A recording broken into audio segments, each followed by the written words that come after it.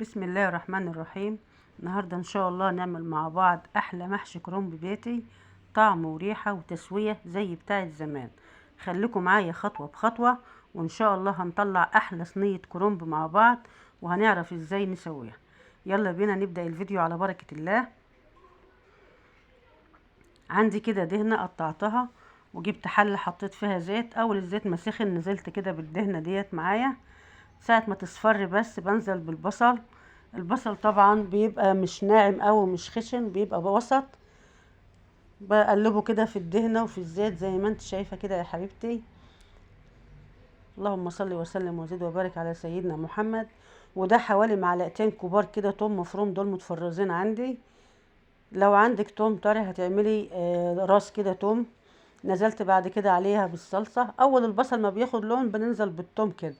بعد كده على طول بننزل بصلصة الطماطم، وبقلبها كده زي ما انت شايفاها.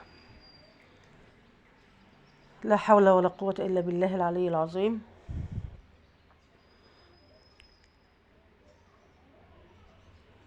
نزلت كده بمعلقة سكر، معلقتين كبار بابريكا.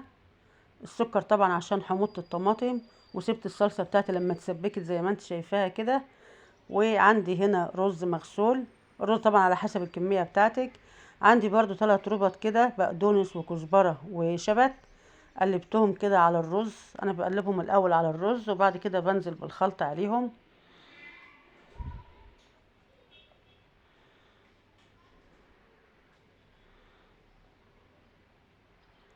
زي ما انت شايفة كده.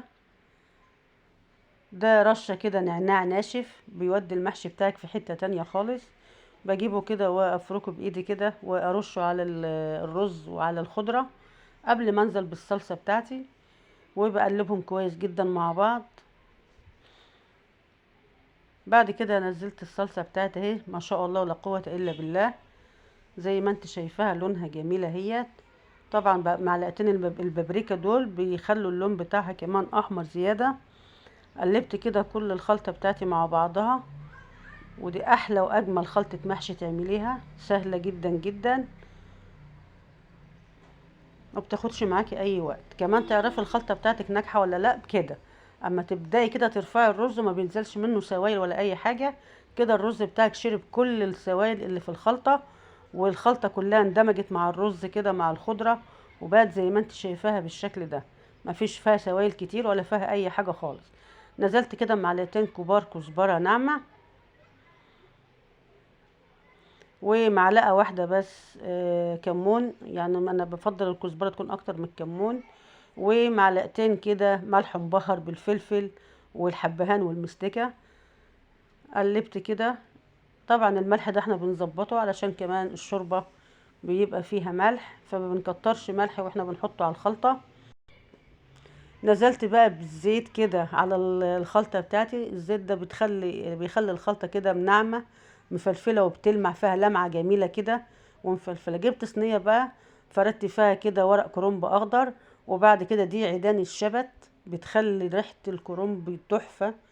وحطيت فيها قرنين فلفل كده حامي زي ما انت شايفاهم احمر. القرنين الفلفل دول بحطهم سلام كده بيدوا لسعة حراق كده، لسعة حراقة بسيطة كده. فبيبقى طعمه جميل. جبت الورق كده وفردته على الصينية زي ما انت شايفة، وحطيت فيه كده الخلطة بتاعتي، وهبدأ بقى كده ألفه. الطريقة دي بتنجز جدا معايا. وكل ما بتعملي كمية كده تفرديها وتحطي فيها الرز وتبدأي تلفيها، بتبدأي ترصها في الصينية على طول، فبتنجز معاكي في الوقت وفي الجهد برضو. بالشكل اللي انت شايفاه ده. الورق انا كنت مقطعاه، كان متفرز عندي ومتقطع جاهز. طلعته بس فك. وبدأت كده افرده على الصينية زي ما انت شايفة بالطريقة دي كده على طول. لا اله الا انت سبحانك اني كنت من الظالمين، ولا حول ولا قوة الا بالله العلي العظيم. استغفرك ربي واتوب اليك. وصلى اللهم وسلم على سيدنا محمد وعلى اله وصحبه اجمعين. كده كل ما بخلص كمية كده ابدأ تاني افرد غيرها. وفي الاخر خالص هبدأ هي ارصها اهي. الكمية اللي بتخلص معايا برصها. انت بترصي بالطريقة بقى اللي انت عايزاها زي ما انت عايزة. دي حاجة بترجع لك انت.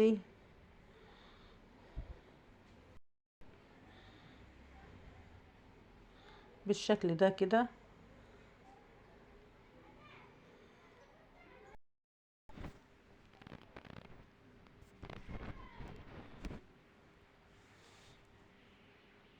لو عجبك الفيديو ما تبخليش باللايك والاشتراك في القناة وتفعيل الجرس ليوصلك كل جديد.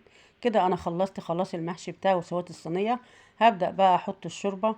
طبعا الشوربة ديت الصف الاخير ده الشوربة ما بتغطيهوش بالشوربة، لا بيبقى باين كده وظاهر من الشوربة زي ما احنا هنشوف دلوقتي. انا بحب كمان المحشي الفلفل الاخضر ده، بحطه دايما في نص الصينية كده، وبيديها طعم كده وريحة جميلة. بالشكل اللي انت شايفاه ده كده. غطيت كمان المحشي بتاعي بورق الكرنب الاخضر، وهحط عليه طبق علشان الصوابع بتاعتي ما تفتحش من بعضها والرز يطلع والخلطة بتاعتها تطلع بالشكل كده. وهبدأ بقى اغطيه. اول ما بيبدأ يغلي كده ويبدأ يدخل خلاص ان هو خلاص بدأ ينشف، بهدي عليه طبعا عشان يتلد. كده المحشي بتاعي خلص وغرفته في الصينية هيت. ما شاء الله لا قوة الا بالله، طريقة سهلة وجميلة وريحته جايبة لاخر الشارع. اشوفكم على خير الفيديو الجاي ان شاء الله.